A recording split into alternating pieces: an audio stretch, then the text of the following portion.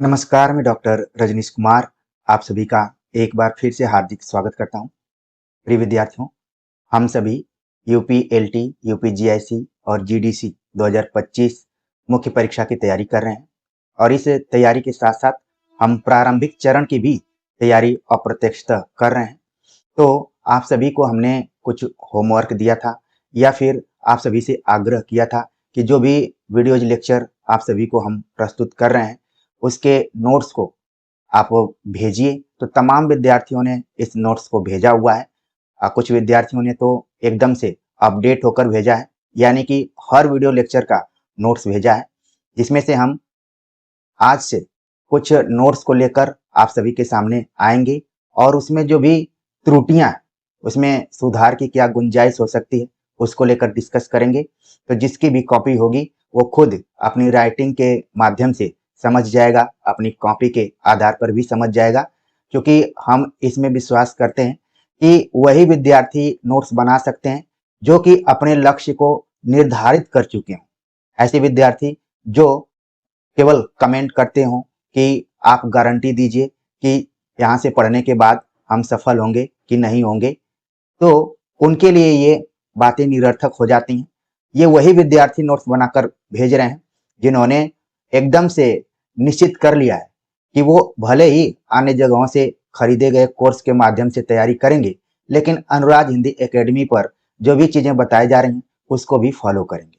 तो प्रिय विद्यार्थियों, उन्हीं में से एक हमारे विद्यार्थी ने अपने नोट्स को भेजा हुआ है, काफी मेहनत किया है। सबसे पहले तो मैं उनको आभार व्यक्त करूंगा और शाबाशी दूंगा कि आप इसी तरीके से मेहनत करते रहिए, निश्चित तौर पर वो आपकी मनचाही मंजिल मिल जाएगी। आप सभी पहली बार इस तरीके के प्रश्नोत्तर को नहीं तैयार कर रहे हैं, बल्कि आपने बीए, एमए, अन्य लिखित परीक्षाओं के लिए भी कई बार नोट्स को तैयार कर चुके होंगे। क्योंकि ये नौकरी वाली परीक्षा है, तो इसमें आपको अपनी प्रस्तुति उन तमाम विद्यार्थियों, परीक्षार्थियों के बीच में देनी है जिनसे कि आप अलग दिखें। तो आप सभी प्रयास कर रहे हैं। हम यहाँ पर आपको एक तरीके से लाइव इस कॉपी का मूल्यांकन करके दिखाएंगे कि आखिरकार कॉपी चेक कैसे होती है। नॉर्मली आप 3 घंटे एग्जाम देते हैं और आपकी कॉपी को 3 मिनट से कम ही समय में चेक कर दिया जाता है। कुछ कॉपी होती हैं जिनमें कि समय थोड़ा लग जाता है, वो अच्छी कॉपियां होती हैं। तो देखिए, 3 घंटे आप मेहनत करते हैं, आपकी कॉपी 3, साढ़े 3, 4 मिनट में चेक हो जाती है। तो कैसे आप एग्जामिनर को अपने उत्तर के माध्यम से अपनी कॉपी पर ज्यादा से ज्यादा समय टिकाने का प्रयास करेंगे और अधिकतम अंक हासिल करेंगे। तो जिस भी विद्यार्थी की एक कॉपी है, उन्होंने यहाँ पर प्रश्न लिखा हुआ है, आदिकाल से रिलेटेड इन्होंने पूरे प्रश्न पत्र यहाँ पर उत्तर को भेजा हुआ था और भक्ति काल का भी भेजा हुआ है, लेकिन मैं आदिकाल पर ही बात करूंगा। प्रश्न हमने पूछा था, आदिकाल की प्रमुख प्रवृत्तियों पर विचार कीजिए। तो देखिए, यहाँ पर कई बार हम चीजों को उतारते हैं, यानी नकल भी करते हैं, तो उसको भी ध्यान रखना चाहिए। आदिकाल की प्रमुख प्रवृत्तियों पर विचार कीजिए। यहाँ पर देखिए, एक पहली ही लाइन में गलती यहाँ पर दिखाई दी हुई है।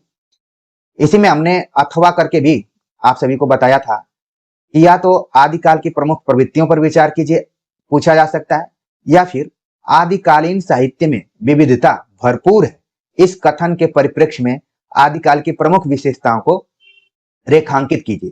तो देखिए, यहाँ पर इनका कामा इन्वर्टेड कामा भी छूटा हुआ है। देखिए, छोटी छोटी चीजें हैं, अगर आप सुधार लेंगे तो निश्चित तौर पर आप सोने की तरह निखरते जाएंगे। तो इस चीज को आपको ध्यान में रखना है।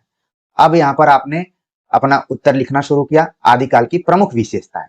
आपने प्रश्न में के लिख दिया हुआ था, जो कि निगेटिव आपका मूल्यांकन कर सकता है। इसमें निगेटिव मार्किंग नहीं है, लेकिन इसी तरीके से नंबर कटते हैं। आपको मात्रात्मक त्रुटियां, वाक्य विन्यास को लेकर किस तरीके से हमें उसको सही से सजाना है। ठीक है, हम बोलने में शब्दों को इधर उधर बोल देते हैं, लेकिन लिखने में ध्यान रखना पड़ता है। जैसे प्रवृत्ति यहाँ पर बताई गई, विद्यार्थी ने एक लिखा हुआ है, आप चाहें तो इसको अंग्रेजी वाला एक लिख सकते हैं, कोई जरूरी नहीं है कि हिंदी वाला ही लिखें। अनिर्दिष्ट प्रवृत्ति, तो प्रवृत्ति के बारे में इन्होंने लिखना शुरू कर दिया। ठीक है, तो बीच बीच में ये शब्द इनके मिल जा रहे हैं, इसको थोड़ा सा दूर आपको लिखना है। ठीक, और बाकी पूरा इन्होंने ठीक से लिखा हुआ है। जैसे नहीं लिखा गया है, तो इसमें आपको बिंदी देना है। आमतौर पर विद्यार्थी इन बिंदुओं को छोड़ दिया करते हैं। जैसे नहीं में हमेशा बिंदी साथ में लग जाती है, चाहे वो में हो, में भी हमेशा बिंदी लगी रहती है। तो ध्यान रखना है, छोटी छोटी चीजें हैं, इन्हीं से आपकी मार्किंग होती है, आपको नंबर मिलता है। जैसे दोहों लिखा हुआ है तो इसमें बिंदी आपको देना पड़ेगा, ठीक है। दूसरी प्रवृत्ति इन्होंने लिखा वीर रस की प्रधानता, ठीक है।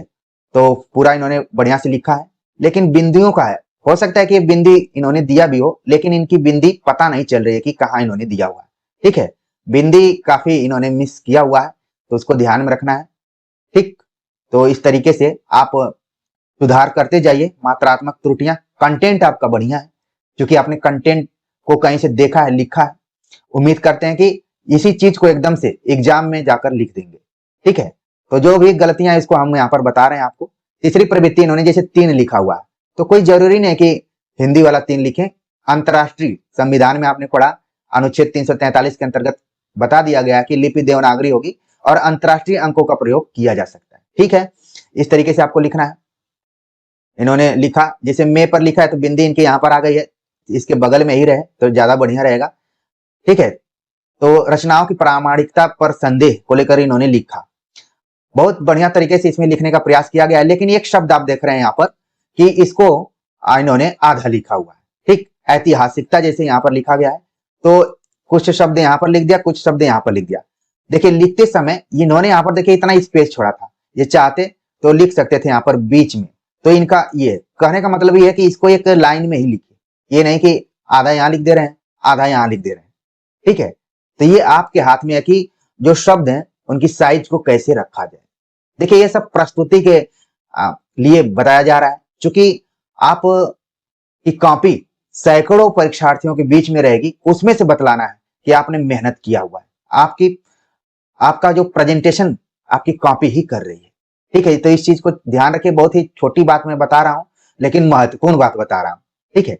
तो इस तरीके से ध्यान रखना है कि शब्द एक ही जगह रहे, ठीक। अगली प्रवृत्ति इन्होंने बता दिया, ठीक है। तो उपदेश परक रचनाओं का लेखन, ठीक। इस तरीके से इन्होंने ठीक लिखा है, बढ़िया लिखा है। इसको मैंने एक बार पढ़ा भी है, दोबारा आप लोगों के सामने इसको पढ़ रहा हूं। इन्होंने लिखा आचार्य शुक्ल के अनुसार, तो इसको अंडरलाइन कर दें ताकि जो एग्जामिनर है उसकी नजर सीधे सीधे आचार्य शुक्ल की तरफ जाए, इधर का छोड़ दो, देखे कि शुक्ल जी का क्या यहाँ पर कोटेशन बताया जा रहा है, ठीक है। तो जो भी है शुक्ल जी के अनुसार, तो फिर इसको आप कम से कम कामा इनवर्टेड कामा में लिख दीजिए, ठीक। फिर हजारी प्रसाद द्विवेदी ने, ठीक है, इसको भी अंडरलाइन कर दीजिए, ताकि इसी प्रवृत्ति में आपने 2 आलोचकों का जिक्र किया है और एग्जामिनर का ध्यान सीधे सीधे आपकी जो अंडरलाइंड वाली शब्दावली है या फिर शब्द है वहां तक चली जाए, ठीक। अच्छा इन्होंने लिखा है, अच्छा प्रयास है इनका। अब बस थोड़ा सा संशोधन करना है, सुधार करना है, और आप जानते हैं कि सुधार ही सफलता तक पहुंचने का मार्ग है। कोई ऐसा व्यक्ति नहीं है कि एक बार जो लिख दिया वो रामबाण है, ऐसा नहीं मानना है। आप अपने अंदर सुधार करते जाइए, ठीक है। साहित्यिक भाषाओं का संधि काल आदिकाल रहा है, तो पूरा इन्होंने बढ़िया से लिखा। जैसे दोनों शब्द लिखा है, मुझे लग रहा है कि बिंदी इन्होंने यहाँ दिया लेकिन वो क्लियर नहीं दिखाई पड़ रही, जरूर इसको क्लियरिटी के साथ लिखिए। जैसे प्रवृत्तियों पर सही लिखा है, ठीक है, इस तरीके से अच्छा लिखा हुआ है। तो जो महत्वपूर्ण तथ्य हैं उनको जरूर अंडरलाइन करते जाए, ठीक है। आप अपने लिखावट में एक आदत को बनाइए कि जो महत्वपूर्ण है आपकी कलम खुद उसको अंडरलाइन कर दे, ठीक है। जैसे आचार्य शुक्ल ने, तो इसको अंडरलाइन कर दीजिए यहाँ पर, ठीक है। शुक्ल ने इन्होंने अच्छा लिखा हुआ है, शुक्ल, नहीं तो कई विद्यार्थी शुल्क लिख देते हैं, क्योंकि अभ्यास नहीं होता है तो उल्टा पुल्टा लिख देते हैं और इससे पूरा नंबर कट जाता है, ठीक है। तो इसको ध्यान में रखना है। अच्छा लिखा है इन्होंने, काफी बढ़िया लिखा है, राइटिंग ठीक है, थोड़ी सी और बेहतर बनाए तो बढ़िया रहेगा, ठीक। तो ये चीजें हैं। यही कहूंगा कि अंग्रेजी के ही अंकों का प्रयोग करें, अंतरराष्ट्रीय जो अंक है उसको आप लिखें, बेहतर रहेगा। और इस लाइन को सीधा में मतलब लिखने का प्रयास कीजिए, ठीक है। अच्छा लिखा है।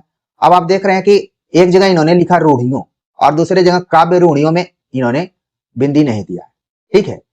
बिंदी दिया भी होगा अपने जाने में, तो ये दिखाई नहीं दे रही है, आप बिंदी को सामने लाइए तभी होगा। जैसे में इन्होंने यहाँ पर दे दिया, एकदम इसके बीच में लाइए, इतना इसको अलग लिखने की जरूरत नहीं है। ये छोटी छोटी चीजें हैं प्रिय विद्यार्थियों मेरे मन में, तो हमने सोचा कि लाइव करके आपको बताऊं। और इसी तरीके से अगर आप भी लिख रहे हैं तो निश्चित तौर पर भेजिए।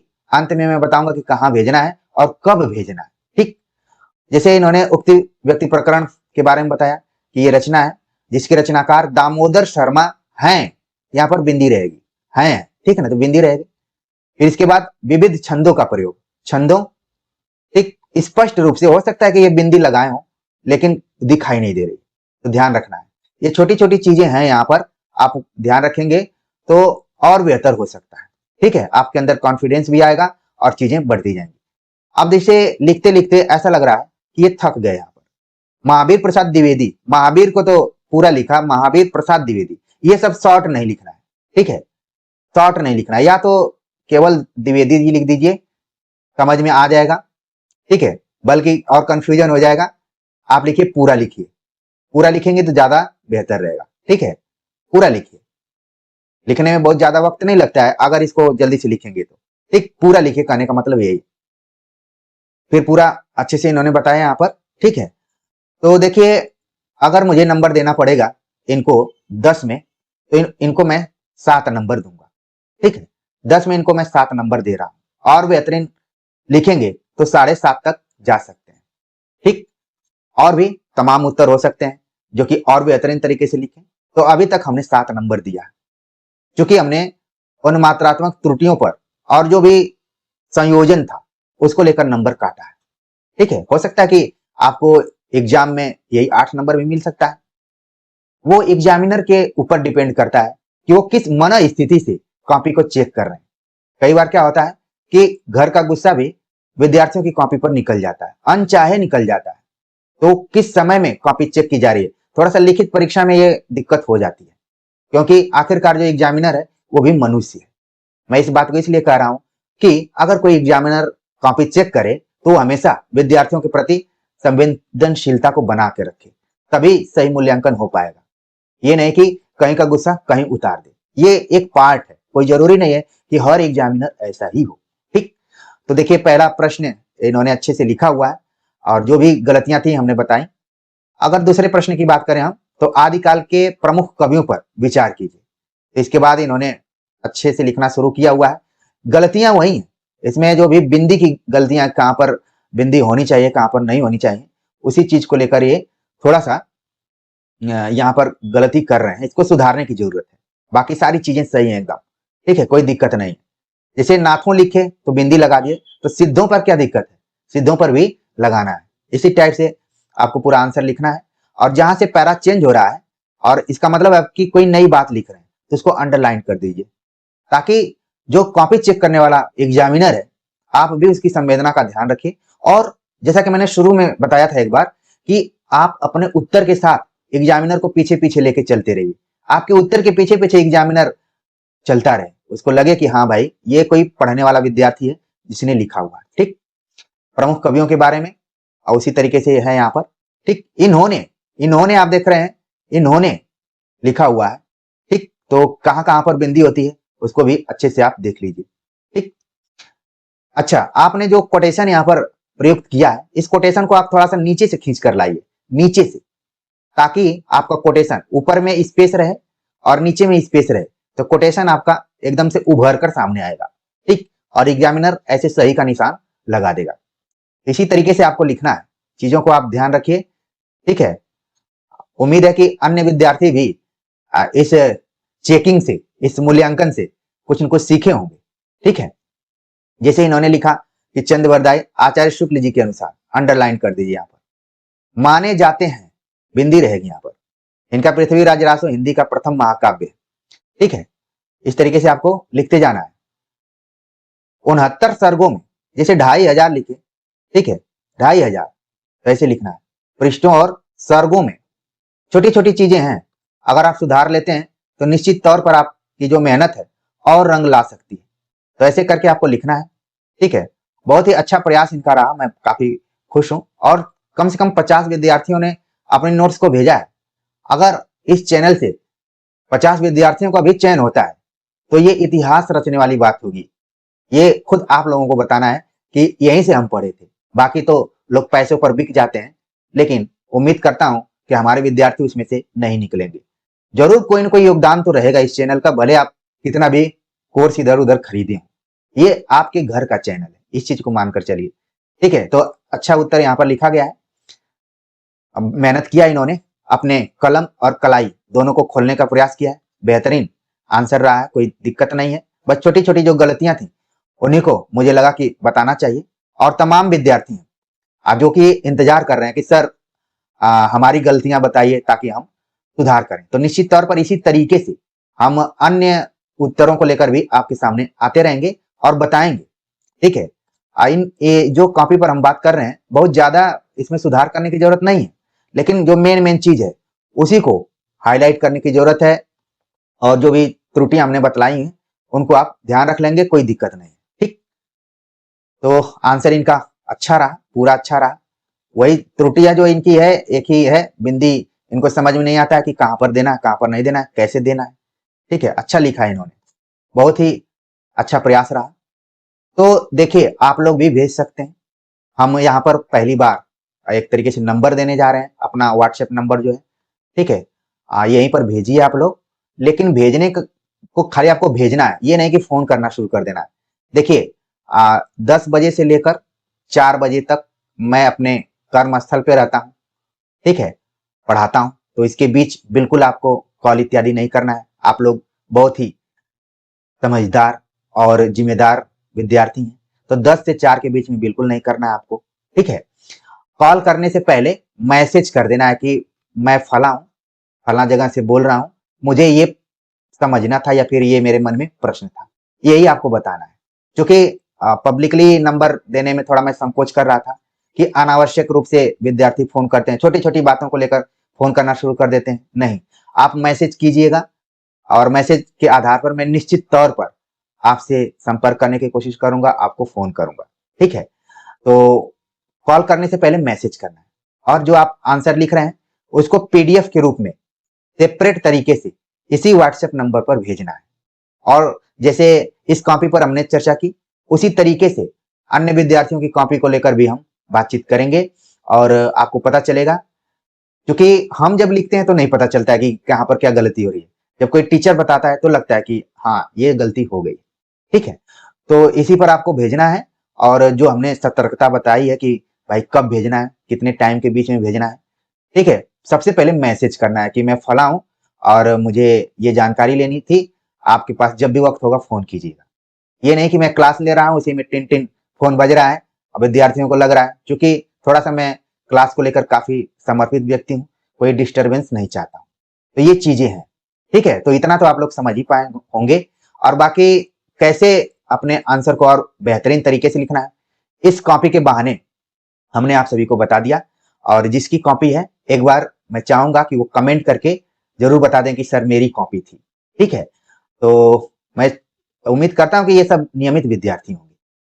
आगे इसी तरीके से मैं कॉपी कर लेकर आऊंगा, सप्ताह में 3 से 4 कॉपियों पर जरूर हम चर्चा करेंगे, बताएंगे। और आप देखेंगे कि हर कॉपी में अलग अलग तरीके की त्रुटियां, अलग अलग सुधार करने की गुंजाइश बनी रहेगी।